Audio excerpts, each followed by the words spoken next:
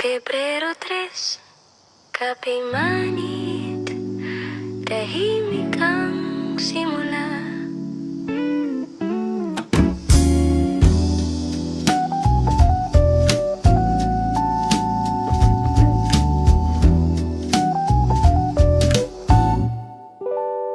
Sa mga tanggapan ng gobyerno, bukas pa rin ang usapang regional. Matapos ang ASEAN meetings, ang Pilipinas ay nananatiling tulay. Hindi nagmamadali, hindi sumisigaw.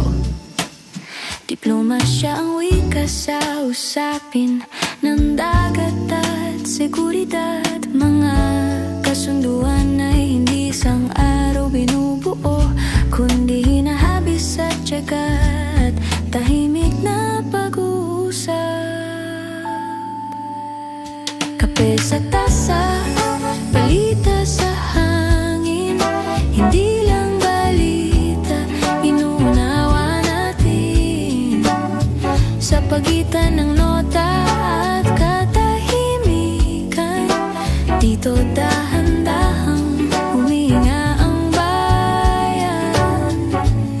Sa ekonomiya, ramdam pa rin ang pag-iingat ng mga tahanan. Presyo'y hindi biglang bumababa, sahod ay unti-unting hinahabol, pamumuhunan ay dumarating.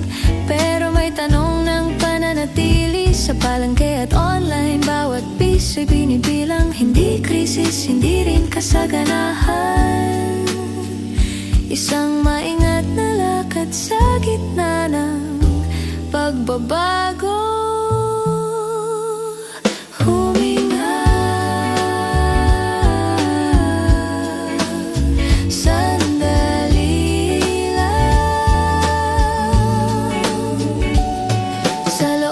Simbahan at sa labas ng trabaho, may dasal para sa direksyon at tibay ng loob. Hindi pagtakas sa balita, kundi lakas na harapin ito. Pananampalataya bilang pahinga ng isip, isang paalala na sa gitna ng ingay, may puwang pa rin ang katahimikan. Sa palakasan nagpapatuloy ang epekto ng mga laban nitong nakaraan. Tagumpay at pagkatalo'y parehong binubuhat ng mga atleta. Hindi lang medalya ang sukatan, kundi disiplina at oras. Sa bawat ensayo may pangarap na tahimik na hinahabol. Isang hakbang bawat araw, tulad ng musikang dahan-dahang umaandar.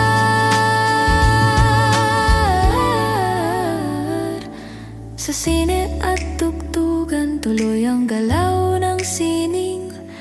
Mga kwento ng pag-ibig, paghilom at buhay sa lungsod. Hindi eskandalo ang sentro, kundi pahinga ng damdamin. Aliw na hindi sumisigaw, kundi marahang sumasabay sa kape at hapon. Sa ulap at hangin, Pebrero'y pabago-bago. May araw sa umaga, ulan sa hapon sa ilang lugar. Paalala ng panahon, maghanda, mag-adjust. Hindi lahat ng unos ay malakas, minsan ay ambon lang na dumadaan. Tulad ng mga balitang di kailangang takbuhan. Kape sa tasa, balita sa hangin, hindi lang balita, inuunawa natin. Sa pagitan ng nota